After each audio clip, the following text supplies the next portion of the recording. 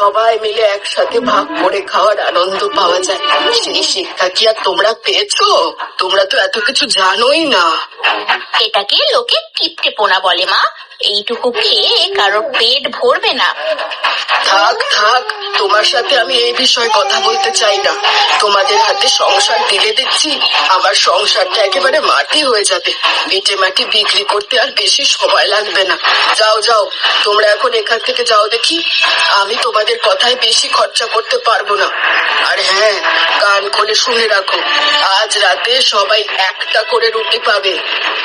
এর থেকে তো বেশি খেতে জেলখানাতেও দেয় মা। তাহলে জেলখানাতেই গিয়ে থাকো না, আমার বাড়িতে এসেছো কেন? এই বাড়িতে থাকতে গেলে আমি যতটা যাকে বরাদ্দ করে দেব ততটাই তাকে খেতে হবে, তার থেকে বেশি যাওয়া যাবে না। এখন যাও, বিদে হও দেখি চোখের সামনে থেকে। বেশি পাকা পাকা কথা বলো না, আমার একদম পছন্দ নয়। এই জীবনে একটু শান্তি নেই, বুঝলি তো? সকালবেলায় ঘুম থেকে উঠে আবার দুপুর বেলা ঘুম পেয়ে যায়, ভালো লাগে না। সত্যি। আর তাছাড়া এই গরমে কি মানুষ কোনো কাজ করে? গরমে একদম কাজ করতে ভালো লাগে না। আর তাছাড়া কাজ করে কি হবে ভাই? মা তো আছে, এনে খাওয়াচ্ছে, আমরা খাচ্ছি। কিন্তু যা খেতে দেয় তাতে তো আমার পেট তো কথা শোনে না। তার তো একটা ব্যবস্থা করতেই হবে। কিন্তু ওই যে মহেশকে দেখতে পাচ্ছিস তো, সারাদিন গাধার মতো কাঠ কেটে যাচ্ছে। আবার আমাদের দেখবি জ্ঞান দেবে যে আমরা কোনো কাজ না করে বসে আছি। বেটা, ওর টাকাতে আমরা যে পায়ের উপর পা তুলে সকালে দুপুরে ঘুম দিয়ে ভুঁড়ি বানাচ্ছি, সেটা তো বুঝতে পারছে না। এই জন্যই বলে কলুর বলদ, বুদ্ধি নেই, শুধু কাঁধে বোঝা নিয়ে ঘুরে বেড়ায়।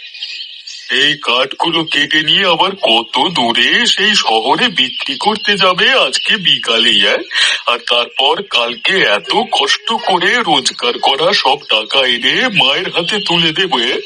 আর সেই টাকা নিয়ে মা পিঁপড়ের পেছন টিপে সবাইকে এক মুঠো করে ভাত আর একটি করে রুটি ভিক্ষে দেবে। এই তো জীবন, যত সব। পেট যখন চলে যাচ্ছে অত ভেবে লাভ নেই। যেদিন একেবারে খেতে পারবো না সেদিন এইসব কথা নিয়ে ভাবতে বসবো। হ্যাঁ বাবা গো বাবা, এখানে কি অন্ধের মতো মানুষ গাড়ি চালায় নাকি গো? হ্যাঁ, উফ, মরে গেলাম। আমার আমার সব কষ্ট করে কেটে আনা কাঠ ছড়িয়ে গেল গো, পায়ে ব্যথা করছে। উফ, একটু সাহায্য করো আমাকে। এবারে আমার কি হবে? এগুলো বিক্রি করে ঘরে টাকা না নিয়ে গেলে মা তো খুব কথা শোনাবে। বাবরে বাবরে, উফ। কি সর্বনাশ হলো আপনার? এদিকের মানুষজন দেখছি একেবারে দিন দিন স্বার্থপর হয়ে যাচ্ছে। এই জন্যই বলে বোধহয় শহরের মানুষ আর গ্রামের মানুষজন।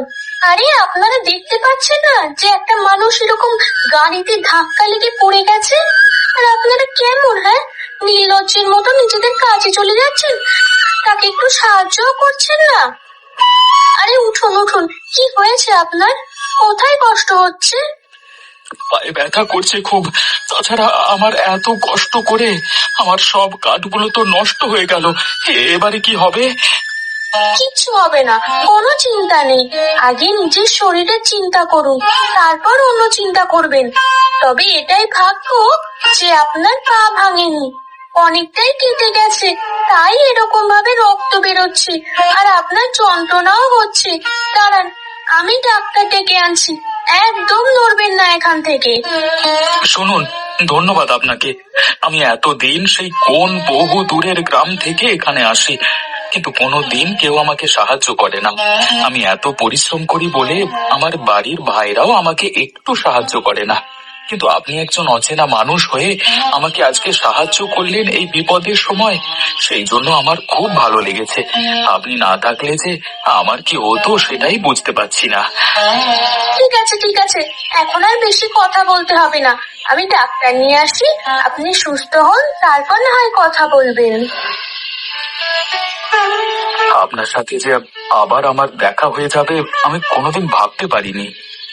আসলে ক্ষমা করবেন, আমিও একজন শহরের মানুষ, কিন্তু আমি শহরের মানুষ হয়ে সমস্ত শহরবাসীর তরফ থেকে ক্ষমা চেয়ে নিচ্ছি আপনাকে এরকম ভাবে বিড়ম্বনায় ফেলার জন্য। ছি ছি, আপনি কেন ক্ষমা চাইছেন? আপনি ক্ষমা চাইলে আমার খুব কষ্ট হবে। আপনি একেবারে সকলের থেকে আলাদা, এবং আপনার জন্যই আমি বেঁচেছি। ঠিক আছে ঠিক আছে, থাক আর আপনি করে কথা বলতে হবে না। তাহলে কি বলবো? তুমি করে বলবে? আচ্ছা বলো তো, তুমি শহরে কেন আসো? আমরা তো গ্রামে থাকি, তাই কাঠ কেটে বিক্রি করতে আসি শহরে, কিন্তু এর মাঝেই আমি শহরে ভালো কোনো কাজ খুঁজি। আর বাড়িতে বলছিলে যে অন্য দাদারা তোমাকে সাহায্য করে না, সেটা কি ব্যাপার? আসলে আমি বাড়ির সব থেকে ছোট, এবং আমার দুটো দাদা আছে। তারা দুজনেই খুব অলস, আর মা খুব কিপটে। তাই সংসার চালানোর সমস্ত দায় এখন আমার উপর।